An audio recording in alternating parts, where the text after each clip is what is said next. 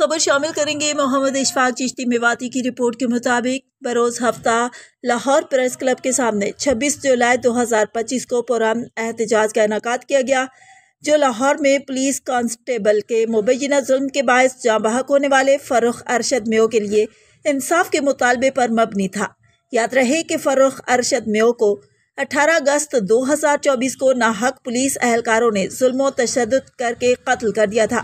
1 سال ہونے کو ہے، لیکن ابھی تک مقتول فروخ ارشد میو کے والد محترم محمد ارشد فاروق میو کو انصاف نہ مل سکا۔ محمد ارشد فاروق میو کا 14 سال بیٹا تھا، جس کے قتل نے نہ صرف اہل خانہ بلکہ سول سوسائٹی کو بھی شدید غم زدہ کر دیا۔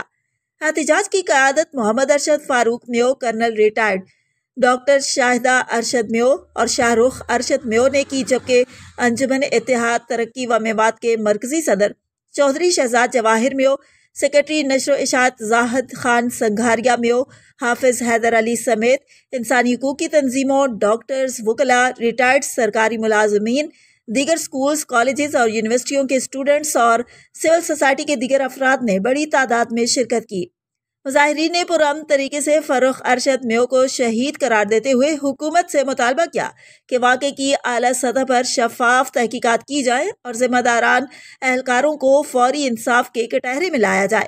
مظاہرین کا کہنا تھا کہ فروخ ارشد میو کا قتل نہ صرف قانون نافذ کرنے والے اداروں کی ناکامی ہے، بلکہ معاشرتی انصاف کے تقاضوں کے بھی منافی ہے۔